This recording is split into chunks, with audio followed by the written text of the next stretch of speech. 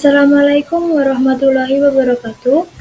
Halo semuanya, perkenalkan kami dari kelompok 1 mata kuliah Pengauditan 2 ingin memaparkan presentasi makalah Project Based Learning dengan judul Program Audit Siklus Personalia pada Perusahaan Jasa Kurir PT Approve tahun 2024. Dengan anggota kelompok, saya sendiri, Putri Nur Setiawati, NPM 4096, dan 4 rekan saya, Akila Baasid, NPM 4028, Pematul Faizah, NPM 4104, Fania Rahmadani, NPM 4152, dan Rizka Nuraini, NPM 4180. Profil perusahaan. Nama perusahaan PT Approve, tahun berdiri tahun 2021, bidang usaha jasa pengiriman paket dan logistik, fokus pada kecepatan, keamanan, dan keandalan pengiriman. Layanan utama, Kilat Express, 1-2 hari, regular delivery, same-day service, cargo, and pickup service. Struktur sumber daya manusia ada 11 karyawan yang terdiri dari direktur, manajer operasional, manajer keuangan, HRD, supervisor, kurir, dan customer service. Selanjutnya ada tujuan dan asersi audit. Yang pertama, keberadaan. Memastikan seluruh transaksi gaji dibayarkan kepada karyawan yang nyata, tidak fiktif, dan aktif bekerja. Yang kedua, kelengkapan. Memastikan seluruh beban gaji, tunjangan, dan potongan pajak telah dicatat sepenuhnya tanpa ada yang terlewat. Yang ketiga, hak dan kewajiban. Memastikan utang yang terkait utang gaji, utang PPh 21 benar-benar merupakan kewajiban sah perusahaan. Yang keempat, penilaian dan pengalokasian. Memastikan perhitungan gaji, lembur, dan kewajiban pajak dihitung dengan tarif dan metode yang akurat. Kemudian yang terakhir, penyajian dan pengungkapan. Memastikan beban gaji disajikan di laba rugi dan kewajiban pajak diungkapkan dengan benar sesuai PSAK. Yang selanjutnya ada penilaian risiko audit. Berdasarkan evaluasi pengendalian internal, risiko salah saji material dinilai rendah. Hal ini didukung oleh struktur organisasi yang sederhana namun jelas pemisahannya. Adapun rumusnya adalah AR sama dengan IR dikali CR dikali dengan DR. Yang pertama ada inherent risk atau IR, itu rendah sebesar 40%. Karena jumlah karyawan sedikit, komponen gaji sederhana, dan sistem digital yang membantu. Yang kedua ada control risk atau CR, itu rendah sebesar 30% karena adanya pemisahan tugas dan otorisasi berjenjang yang memadai. Yang terakhir ada detection risk atau DR sebesar 16,67%. Itu batas risiko yang dapat diterima oleh audit untuk prosedur substantif. Untuk selanjutnya ada pengujian pengendalian internal. Pengendalian internal utama yang ditemukan yang pertama ada absensi biometrik. Penggunaan sistem sidik jari untuk mencatat kehadiran dan meminimalisir manipulasi jam kerja. Yang kedua ada pemisahan tugas. Itu HRD mengelola data master, untuk bagian keuangan menghitung payroll, dan direktur mengotorisasi pembayaran. Yang ketiga ada dokumentasi digital. Slip gaji dan bukti transfer diarsipkan secara terpusat dalam sistem atau ERP. Untuk yang terakhir ada rekonsiliasi bank. Ini adalah proses rekonsiliasi bulanan antara catatan payroll dan mutasi bank dilakukan secara rutin. Berikutnya temuan audit utama yaitu ketidakpatuhan pajak. Isu perhitungan PPh 21, PT Approve ditemukan masih menggunakan metode perhitungan pajak penghasilan yang lama.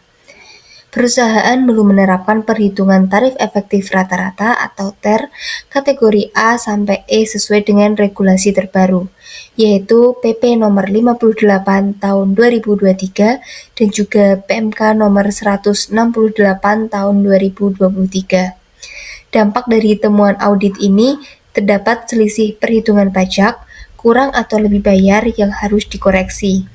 Hal ini tentu berpotensi menimbulkan sanksi administrasi dari Direktorat Jenderal Pajak atau DJP. Berikutnya ada temuan sekunder, yaitu celah prosedur. Yang pertama, tidak ada konfirmasi penerimaan gaji. Jadi prosedur penggajian berakhir pada transfer bank tanpa ada bukti formal, seperti tanda tangan digital atau konfirmasi dari karyawan bahwa mereka telah menerima gaji dengan nominal yang benar. Risiko dari temuan ini yaitu potensi sengketa atau kesulitan verifikasi di kemudian hari. Selanjutnya, dalam temuan sekunder yang kedua ada pencatatan aset tetap yang tidak terperinci. Peraturan dan pencatatan aset tetap perusahaan yang digunakan karyawan, seperti misalnya motor kurir, itu belum diatur secara detail dalam kebijakan aset perusahaan. Hal ini menimbulkan risiko, yaitu potensi salah saji dalam nilai buku aset tetap, dan hilangnya risiko aset perusahaan. Selanjutnya, pengujian substantif verifikasi keberadaan dalam hal ini dilakukan verifikasi fisik untuk memastikan asersi keberadaan. Tabel yang disajikan menunjukkan catatan fisik auditor, selisih dan juga status yang dikatakan. Yang pertama ada direksi dan manajer. Menurut catatan akuntansi ada 6 dalam hal ini jabatan dikategorikan menjadi 2, sedangkan menurut perhitungan fisik auditor ada 6 orang. Secara keseluruhan, keduanya memiliki selisih 0 antara catatan akuntansi dengan perhitungan fisik auditor. Kemudian untuk staf kurir, menurut catatan akuntansi dinyatakan ada 5 orang karyawan adalah benar auditor menunjukkan 5 orang. Selisihnya ini dinyatakan lengkap. Data ini dengan kesimpulan tidak ditemukan total karyawan menurut catatan akuntansi ada 11 orang. Dan perhitungan fisik selanjutnya auditor juga substantif untuk memverifikasi keberadaan karyawan. Seluruh karyawan ini dilakukan verifikasi fisik untuk memastikan asersi keberadaan. Baik, untuk selanjutnya ada rekomendasi perbaikan PPh 21. Nah, jadi bagian terpenting dari laporan ini adalah solusi. Dan kami menyajikan ada 4 rekomendasi wajib untuk mengatasi temuan utama kita mengenai PPh 21. Nah, ini semua bertujuan agar PT Approve sepenuhnya patuh pada regulasi pajak terbaru. Nah, untuk rekomendasi pertama ada segera rekalkulasi. Nah, temuan ini sangat krusial. Jadi, langkah pertama yang kami rekomendasikan yaitu rekalkulasi total PPh 21 untuk seluruh tahun 2024. Nah, perhitungan harus diubah dari yang awalnya metode lama menjadi metode dengan tarif efektif rata-rata atau TER sesuai dengan Peraturan Menteri Keuangan Nomor 168 Tahun 2023. Nah, untuk rekomendasi kedua ada pembetulan SPT. Setelah rekalkulasi, pasti akan muncul selisih, baik kurang atau lebih bayar. Jadi kami menyarankan agar perusahaan segera melakukan pembetulan SPT massa dan menyetorkan kekurangannya, karena penundaan itu bisa memicu denda yang lebih besar. Nah, untuk rekomendasi selanjutnya tuh ada edukasi dan sosialisasi. Masalah ini terjadi karena kurangnya sosialisasi regulasi baru. Jadi kami merekomendasikan diadakan pelatihan intensif untuk HRD dan juga keuangan agar mereka bisa memahami penuh tentang implementasi TER dan siap untuk tahun fiskal 2025. Rekomendasi yang terakhir ada update sistem. Kepatuhan jangka panjang bergantung pada sistem. Jadi kami menyarankan software payroll saat ini tuh segera diperbarui atau diganti agar perhitungan PPh 21 TER dapat terintegrasi secara otomatis. Nah, ini adalah investasi untuk mencegah salah saji di masa depan. Nah, yang selanjutnya ada rekomendasi perbaikan prosedur. Jadi selain isu kepatuhan pajak, kami juga menemukan beberapa celah operasional dan pengendalian internal yang meskipun sekunder tetap berpotensi menimbulkan risiko di masa depan jika diabaikan.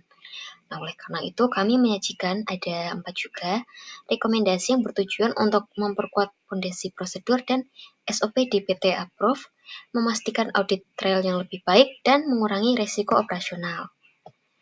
Nah, untuk rekomendasi yang pertama tuh ada formalisasi konfirmasi gaji. Saat ini proses payroll selesai di transfer bank. Kami menemukan ada celah audit trail.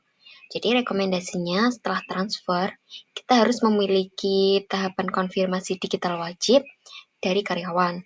Nah, ini membuktikan bahwa nominal yang ditransfer itu sudah benar dan diterima.